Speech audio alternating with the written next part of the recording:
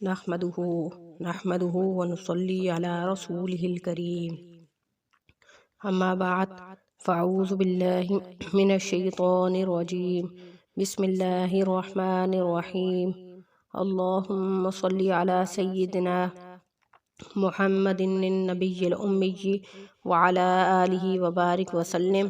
شروع اللہ کے نام سے جو بڑا مہربان اور نہایت رحم کرنے والا ہے۔ بحث قرآنی وظائف کی طرف سے ہمارے تمام بہن بھائیوں کو السلام علیکم ورحمۃ اللہ وبرکاتہ۔ تو آج جو وظیفہ میں آپ کی خدمت میں لے کر حاضر ہوئی ہوں وہ طاق راتوں کے ساتھ خاص ہے، یعنی طاق رات کے ساتھ خاص ہے۔ یہ طاق راتیں بڑی عظمت اور فضیلت والی ہوتی ہیں۔ ان راتوں میں اللہ کی خاص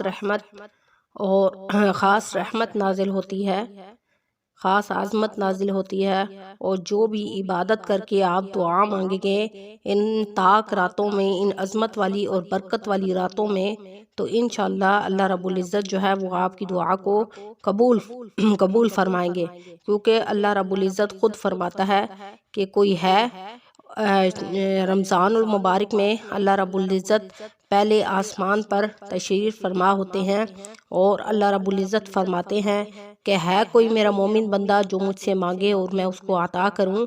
تو یہاں سے اس بات کی واضح دلیل ہے کہ رمضان المبارک میں آپ جو بھی اللہ رب العزت سے دعا مانگیں گے وہ آپ کی دعا کو ضرور قبول فرمائیں گے۔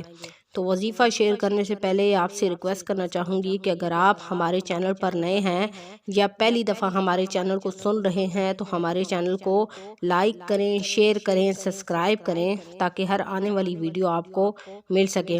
جیسا کہ حدیث مبارکہ میں ارشاد پاک ہے کہ شب قدر کو طاق راتوں میں تلاش کرو۔ ویسے تو شب قدر کا امکان ساری طاق راتوں میں ہو سکتا ہے، یعنی 21 سے لے کر 30 رمضان المبارک تک ساری کی ساری طاق راتیں ہیں اور اس میں کسی بھی رات میں شب قدر ہو سکتی ہے، لیکن خاص طور پر جو شب قدر کا امکان ہے کہ شب قدر کی رات 27ویں رمضان المبارک کو ہے، یعنی 27 رمضان المبارک کو ہو سکتی ہے کہ 27 شب کو شب قدر ہوگی۔ اس لیے اس رات میں خاص طور پر عبادت کرنی چاہیے، کیا پتہ اس رات میں ہم جیسے گناہگاروں کو شب قدر نصیب ہو جائے۔ تو آپ نے وظیفہ کس طرح کرنا ہے کہ 27 رمضان المبارک کی جب صبح ہوگی اس وقت آپ نے فجر کی نماز کے بعد آپ نے دعا کرنی ہے۔ یہ دعائے نصرت ہے۔ تو دعائے نصرت کا مطلب یہ ہے کہ مدد کرنے کی دعا، یعنی جو بھی شخص اس دعا کو فجر کی نماز ادا کرنے کے بعد اسی جگہ بیٹھ کر جائے نماز پر بیٹھے ہوئے اس دعا کو کرے گا تو انشاءاللہ اللہ رب العزت اس کی غیبی مدد فرمائیں گے۔ تو آپ نے کیا کرنا ہے کہ فجر کی نماز کے ادا کرنے کے بعد اسی جگہ بیٹھ کر 71 مرتبہ اس دعائے نصرت کو کرنا ہے اور اس دعا کو خلوص کے ساتھ کرنا ہے، اور اس کے بعد آپ نے دعا بھی مانگنی ہے۔ تو دعا کون سی ہے؟ رب انی مغلوب فانتصر۔ تو اس کا ترجمہ کیا ہے؟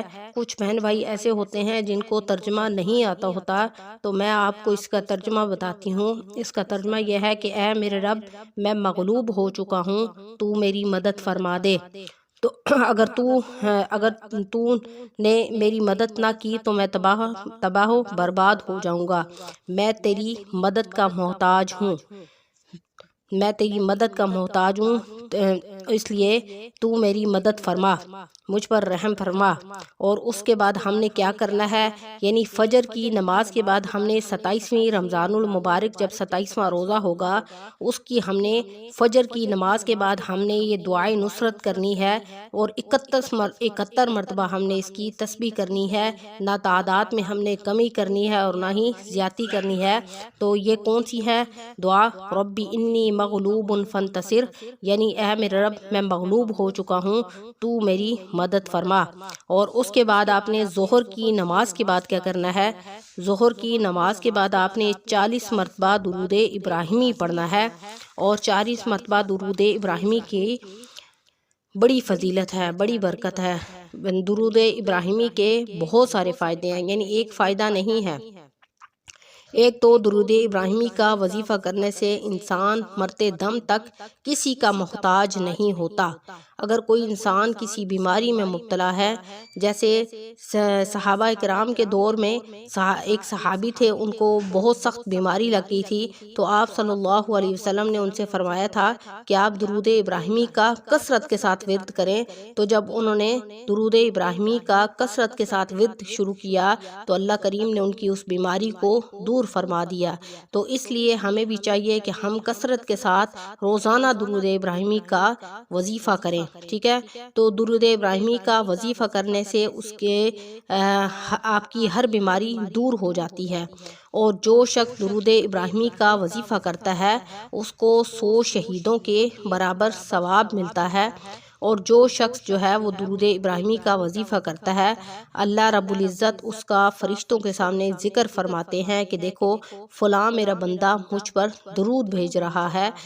تو اس لیے اگر درود ابراہیمی کا وظیفہ کریں گے تو اللہ رب العزت ان کو یہ تمام فائدے، ان تمام فائدوں سے آپ کو نوازے گا۔ تو آپ نے کیا کرنا ہے کہ 40 مرتبہ ظہر کی نماز کے بعد آپ نے درود ابراہیمی پڑھنا ہے، یعنی نہ اس کی تعداد میں آپ نے کمی کرنی ہے اور نہ ہی زیادتی کرنی ہے، اور اس کے بعد دعا بھی کرنی ہے۔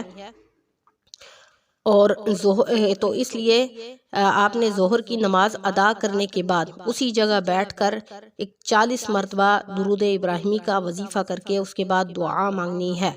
اور اسی طرح عصر کی نماز کے ساتھ آپ نے کیا کرنا ہے کہ عصر کی نماز ادا کرنے کے بعد آپ نے 27 رمضان المبارک کو، ٹھیک ہے، صدقہ کرنا ہے، یعنی مستحق کو آپ نے صدقہ دینا ہے، یہ بھی عبادات میں شامل ہے، ٹھیک ہے۔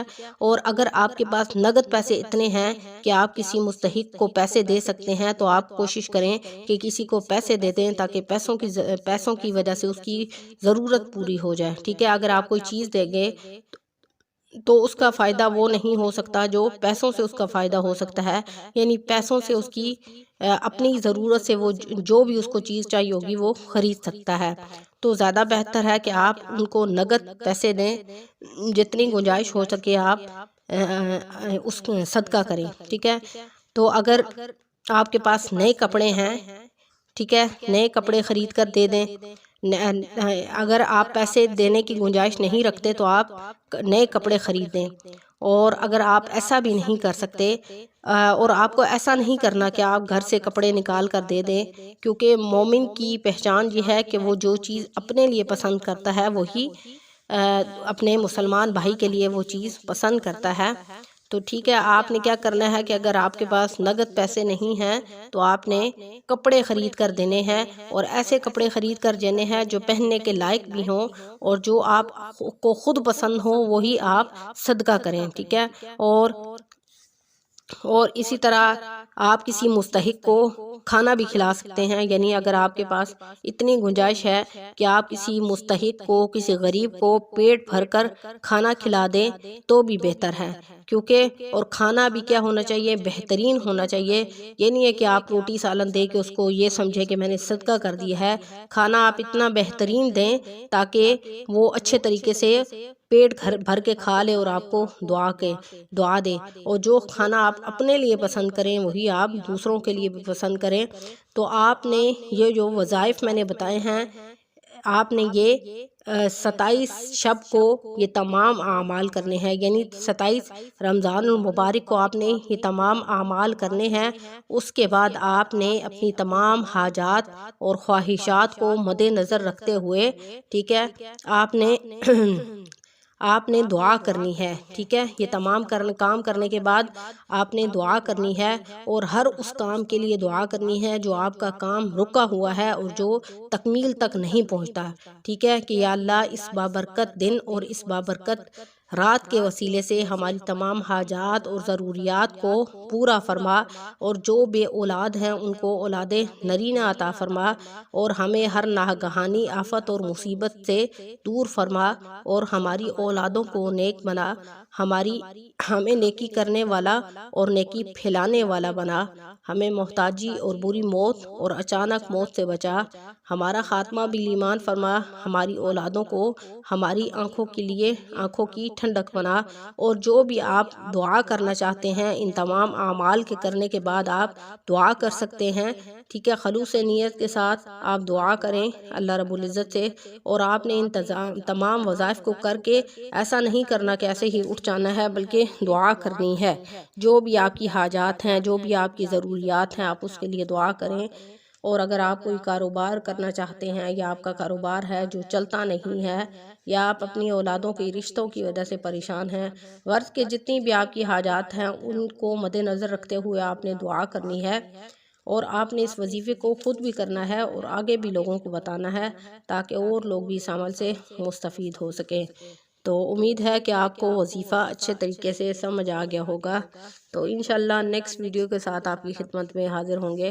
وآخر دعوانا ان الحمدللہ رب العالمین۔ السلام علیکم ورحمۃ اللہ وبرکاتہ۔